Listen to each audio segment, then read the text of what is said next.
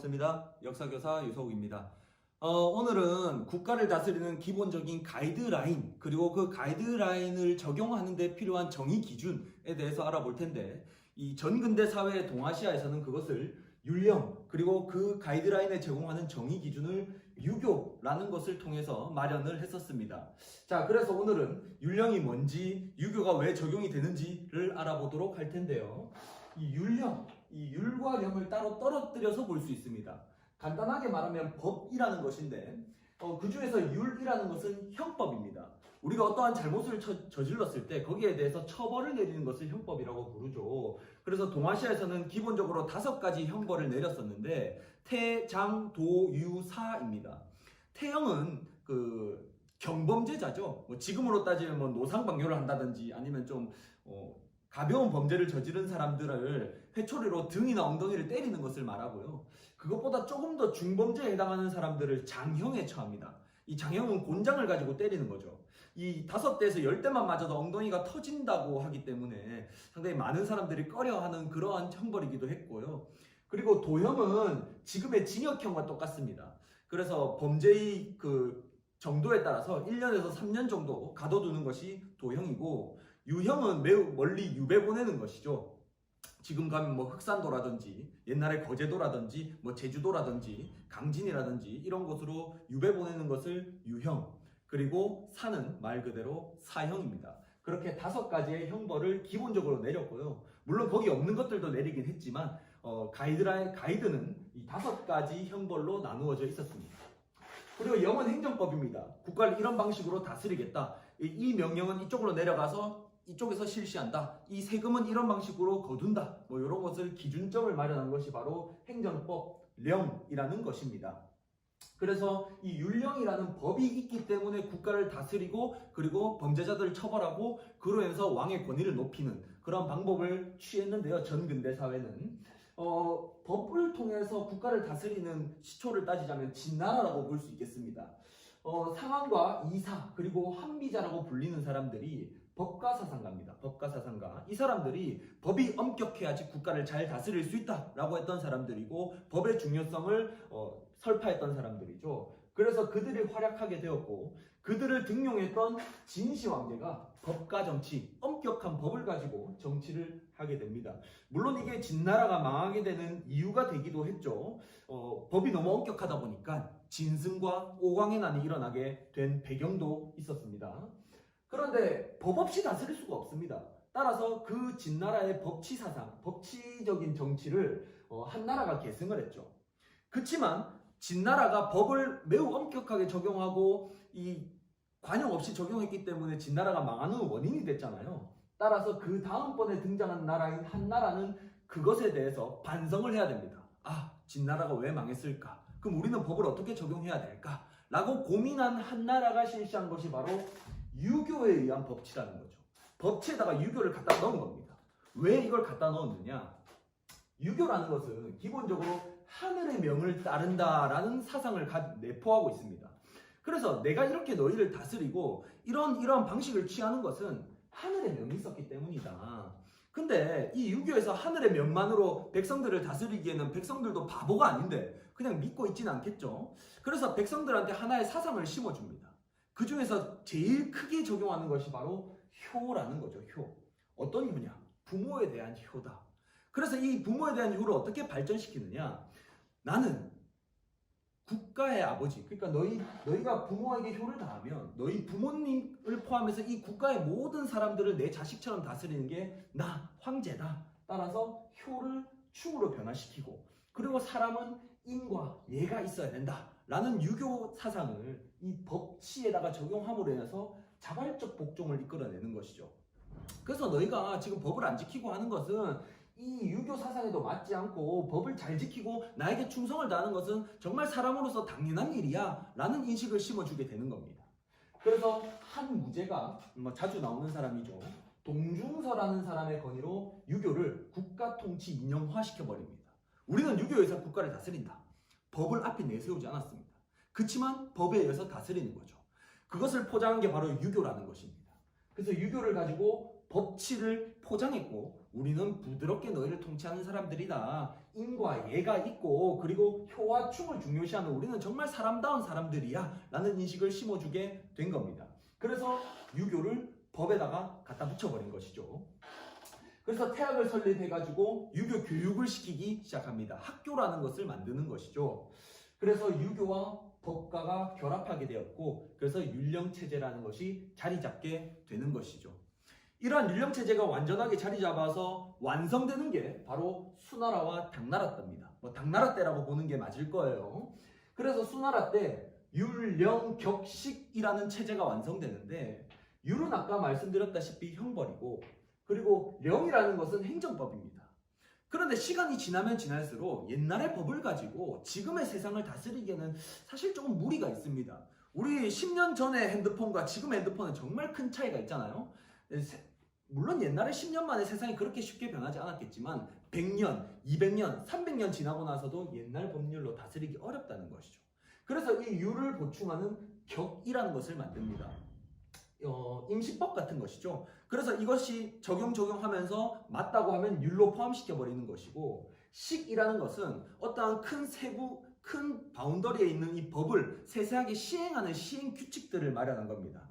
1항 1조, 1조 1항, 2조 3항 이런 식으로 조금 더 세부적으로 시행 세칙을 만드는 것이 식이라는 것이죠. 그래서 이 수나라 당나라 때 법을 만들고 이것을 적용하는 기본적인 형태를 완성시키게 된다. 그것을 율, 령, 격, 식이라고 하고 그 중에서 령에 의해서 국가를 어떻게 다스릴 것이냐도 정하게 됩니다. 기본이 바로 삼성육부 체제라는 겁니다. 왜 이 삼성육부 체제를 기본이라 하냐면 우리는 중앙과 지방으로 국가를 나누어서 다스리고 있습니다. 그래서 그 중에서 중앙에서 어떤 것을 결정해서 지방에 내려주면 지방에서 이걸 시행하게 되는데 그 중에 중앙에 해당하는 것이 삼성육부 체제입니다. 세 개의 큰 부서, 예를 들면 행정부, 사법부, 입법부 이런 것들처럼 세 개의 큰 부서 그리고 그 밑에 실행부서 나누게 되는데 삼성은 중서성, 문화성, 상서성 이렇게 세 개의 성이 있습니다. 우리가 아는 그 성곽 쌓아가지고 진짜 왕이 살고 공주가 사는 그런 성이 아니라 부서의 명칭이라고 보면 될 거예요. 그래서 중서성에서 법을 입안합니다. 이런 법을 만들자. 그러면 문화성에서 그래 이 법이 괜찮나 해서 이걸 심의하는 거죠. 그래 괜찮다 결정 딱 나면 여기에 대한 법을 실행하는 곳이 바로 상서성입니다. 그래서 이 상서성에는 행정 업무를 실제로 담당하는 6개의 부서가 딸려 있는데요. 이부, 호부, 예부, 병부, 형부, 공부 이렇게 6개의 부가 딸려 있습니다. 기본적으로 이부는 인사랑 관련된 것을 합니다.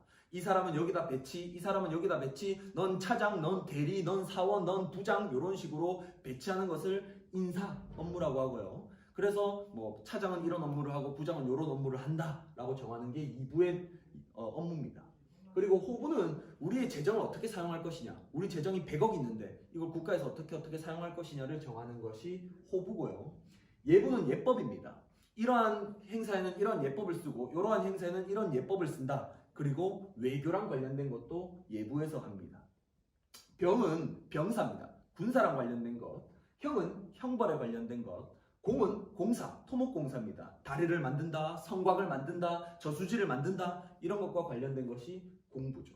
그래서 여기에서 법을 만들고 오케이 한 것들을 여기서 실제로 시행하는 것이고 여기서 시행하는 것들이 지방에 내려가면 지방에서 시행하고 보고하면 다시 위로 올라가서 왕까지 가는 그러한 형태를 띠고 있습니다.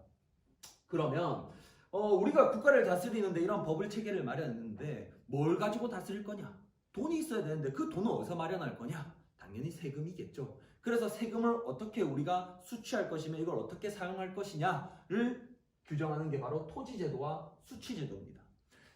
이 세상의 모든 땅은 내 땅이야. 이 황제는 내 땅이란 말이야.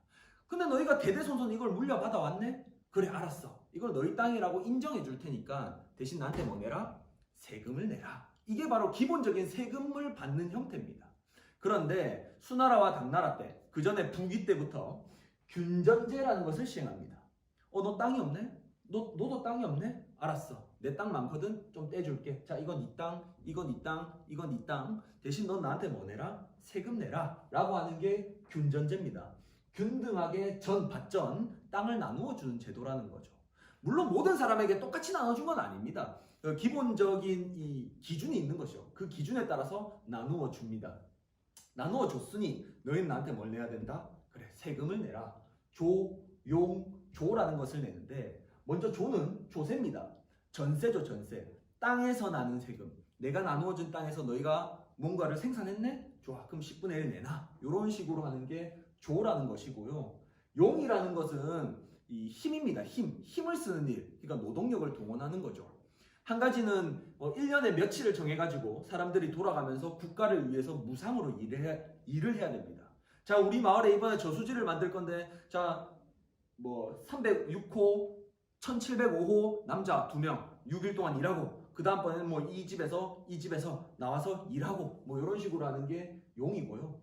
그리고 조는 특산물을 내는 겁니다. 특산물. 우리 이 지역의 특산물, 과메기를 낸다든지, 사과를 낸다든지, 포도를 낸다든지, 이런 것을 특산물을 내는 것이라고 하고요.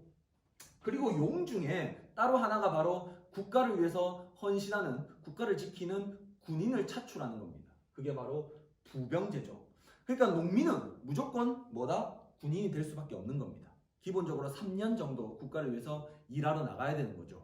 그게 부병제죠. 내가 너에게 땅을 줘서 너희는 먹고 살 수 있게 해줬으니 너희도 국가를 위해서 일해야 되지 않겠니? 그래, 세금도 내고 군사 업무도 하자라는 게 기본적인 수당의 율령 체제를 돌리는 그러한 메커니즘이었습니다. 그리고 이 국가를 이끌어갈 인재를 뽑기 위해서 과거제, 시험제도를 시행을 하죠. 인재 선발을 하게 되고요. 이러한 수당제 완성된 율령 체제는 동아시아의 기본 통치 체제로 자리를 잡게 된 것이죠. 따라서 이러한 진나라 때, 한나라 때 이어서 수당 때까지 오는 이 체제가 동아시아에 수출되면서 동아시아가 국가를 이렇게 다스린다라는 율령 체제를 마련했습니다. 그래서 동아시아 율령 체제 형성에 관련해서 처음에 먼저 한반도의 율령 체제부터 한번 보도록 하겠습니다. 한반도는 삼국 때 처음으로 율령 체제가 마련됩니다. 맨 처음으로 율령 체제를 마련한 국가는 백제입니다. 3세기 고이왕 때 율령을 반포하게 되죠. 그리고 두 번째는 고구려의 소수리망입니다. 4세기에 율령을 반포하고요. 그리고 마지막이 신라입니다. 6세기 버풍왕 때 매우 늦죠. 이 백제라든지 고구려에 비해서는 사실 한 100년에서 200년 정도는 훨씬 늦습니다. 버풍왕 때 율령을 반포하게 되는 것이죠. 신라가 저 끄트머리에 박혀 있었기 때문에 고구려와 백제를 넘어서 이렇게 중국의 문화를 빠르게 수용하지 못했기 때문이기도 합니다. 그리고 나중에 이제 삼국을 통일하는 게 신라잖아요. 그 신라가 민족문서라는 것을 작성한 것이 우리가 확인이 되는데, 이 일본의 정창원이라 불리는 창고에서 이 물건 꺼내다 보니까 이 물건을 싸고 있는 종이를 보니까 글씨가 많이 적혀 있거든요. 그걸 보니까 민족문서라는 것을 알게 됐습니다. 그러니까 지금으로 따지면 얘는 신문지 막 쌓여 있다가 이사 갈 때 이런 거 물건 싼다고 쓴 거랑 비슷하다고 보면 돼요. 신라 물품을 일본에 수출하면서 또는 신라가 일본한테 좀 주면서 물건을 싼 그러한 옛날 행정 문서였는데, 이걸 보니까 촐락문서라고 하기도 하는데, 지금의 청주 지방, 당시에는 서원경이라 불리는 곳에 4개 마을에 관련된 문서였어요. 그래서 찾아보니까 인구도 파악하고, 이 마을에는 남자 이만큼, 여자 이만큼, 노비 요만큼, 뽕나무 숫자는 이만큼이고, 감나무는 이만큼이고, 밤나무는 이만큼이고, 소는 이만큼 있고, 땅 크기는 이렇다라는 것을 매우 세세하게 적어놨습니다. 그래서 이거를 3년마다 촌주가 작성하게 했고, 지금으로 따지면 이장이라든지 아니면 면장 같은 사람들이 작성하게 했고, 그것을 통해서 세금 징수를 했구나. 인구를 파악하고 세금을 징수하기 위해서 어떠한 법 체계에 따라 가지고 뭔가 문서를 작성했구나 라는 것을 우리가 알 수 있게 되었고요. 그리고 그러한 제도를 만들고 이끌어가는 인재를 뽑기 위해서 학교를 만듭니다. 국학. 여러분 한국사 시간에 정말 자주 나오는 사람, 신문왕이죠. 신문왕. 그 신문왕이 국학이라는 걸 설립해가지고 인재를 양성했고, 그리고 독서 상품과, 이 원성왕이 788년에 독서, 책 읽은 것을 3개, 3개의 등급으로 나눠서 시험을 쳐가지고 관직을 주는 겁니다. 그래서 인재를 양성하고 관리를 선발하는 제도를 사용해서 국가를 이끌어갔구나. 이러한 옛날에 이 중국의 율령 체제를 받아들였구나라는 것을 우리가 알 수 있게 되었고, 발해도 삼성 육부 체제를 시행합니다. 그런데 조금 당나라랑 조금 다른 거는 이 명칭이 달라요. 중서, 문하, 상서, 그리고 2호의 병형공이 아니라 삼성 육부라는 체제는 똑같지만 정당성, 선조성, 중대성 이렇게 나눕니다. 그리고 이 정당성을 두 개로 나눠요. 정당성 안에 좌사정, 우사정이 있고, 이 좌사정이 충인의, 그리고 우사정이 지혜신이라 불리는 세 개의 부서, 충인의, 지혜신이라는 6개의 육부를 통괄하게 되면서 두 개로 나누어서 행정 업무를 실행하게 했습니다. 여기서는 상서성이 6개 부서를 다 다스리고 있었는데, 상서령이라 불리는 사람이 여기서는 정당성에서 두 개로 나누어집니다. 좌사정, 우사정. 좌사정 밑에 3개 부서, 우사정 밑에 3개 부서. 그렇게 이원적 구성. 그러니까 이걸 봤을 때 우리가 알 수 있는 내용은 뭐냐면, 이 중국의 율령체제를 수입하긴 하지만 이게 우리 각 나라 형태에 맞게끔 변화시켜가지고 만든다는 것이죠. 예전에 제가 문화가 전파되는 과정과 그 문화의 전통 문화가 만들어지고 이 나라 문화, 우리나라 문화, 다른 이유, 그리고 비슷한 이유까지 설명을 드렸는데, 그런 것과 마찬가지입니다. 중국의 발전된 제도를 받아들였지만 우리나라랑은 조금 안 맞는 것들이 있네? 그래, 그러면 이름도 바꾸고 이것을 운영하는 방식도 조금 바꿔보자 라는 것이 이제 문화를 받아들이는 입장에서의 태도였고요. 일본도 이 바다 건너 있었지만, 멀리 있었지만 율령체제를 받아들입니다. 중국과 거래를 하기도 했고, 그리고 뭐 백제라든지 신라로부터 문화를 받아들였죠. 그래서 8세기, 7세기, 8세기에는 일본에서 수나라의 견수사라는 사신을 파견하기도 했고, 당나라의 견당사라는 사신을 파견하기도 해서 이 많은 문화를 받아들였습니다. 그래서 645년에 다이카 개신이라는 이 혁신을 통해 가지고 국가를 발전시키려고 했고요. 반전수수제라 해가지고 이 균전제랑 비슷한 것인데, 토지를 균등 분배하면서 이제 백성들로부터 세금을 받는 기본적인 제도를 마련합니다. 그리고 701년 8세기죠. 다이호 율령이라고 불리는 것을 반포하는데, 이 다이호 율령은 중앙과 지방으로 나누어 보면 중앙을 좀 잘 볼 필요가 있습니다. 중앙을 2관 8성제로 만들었는데, 이 2관을 좀 봐야 돼요. 이 두 개로 나누어 놨습니다. 행정 업무를. 하나는 행정을 담당하는 태정관이라는 곳과, 그리고 제사를 담당하는 신기관이라는 곳으로 나누어 놨는데, 요 신기관이라는 것이 등장하면 무조건 일본이다 이렇게 받아들이시면 되겠고, 701년 8세기입니다. 다이호 율령이다 이렇게 바로 파악을 좀 할 수 있어야 되겠습니다. 그리고 지방은 큰 것을 군, 국, 리 이런 식으로 이제 군 안에, 그리고 작은 국, 그 밑에 리 이런 식으로 나누어 놨다는 것을 우리가 알 수 있겠고요. 베트남도 율령체제를 마련합니다. 근데 베트남은 이 남비엣이라는 나라가 기원전 111년에 한 무제한테 망하고 나서 1000년 만에 독립을 해요. 물론 이거랑 같은 시기는 아닙니다. 약 11세기입니다. 11세기. 1000년대. 그래서 리 왕조 때 중국으로부터 독립 후에, 물론 그 전에 응호 왕조 때부터 독립을 하지만 율령체제가 리 왕조 때 정비가 되고요. 유교를 수용하고 문묘라고 해서 공자를 모시는 묘를 만들고, 그리고 학교도 건립하면서 인재를 양성합니다. 그 인재를 대상으로 해서, 또는 이제 관직자의 자식들이나 아니면 왕족들을 대상으로 해서 이 과거제를 시행하기도 하는데 매우 횟수는 적었고요. 그러니까 이 유교라는 것이 베트남에 완전하게 녹아내리진 않았다 이렇게 받아들이셔도 되겠고, 여성한테는 장형, 그러니까 아까 곤장형이죠. 그리고 유형, 저기 멀리 보내는 유배형, 이런 것들은 적용하지 않았습니다. 이렇게 우리가 이 동아시아를 관통하는 기본적인 제도, 율령이라는 것과 그 제도를 이제 적용하거나 또는 제정하는데 이 정의 기준을 마련해주는 유교라는 것에 대해서 살펴봤습니다. 이 동아시아라는 곳은 이 중국으로부터 많은 이 문화적인 것들이 전파가 되었기 때문에 매우 비슷한 모습을 보일 수밖에 없죠. 이런 점에 유의하면서 오늘 수업은 여기까지 하고, 다음 수업에서 우리가 다시 한번 만나도록 하겠습니다. 수고했습니다.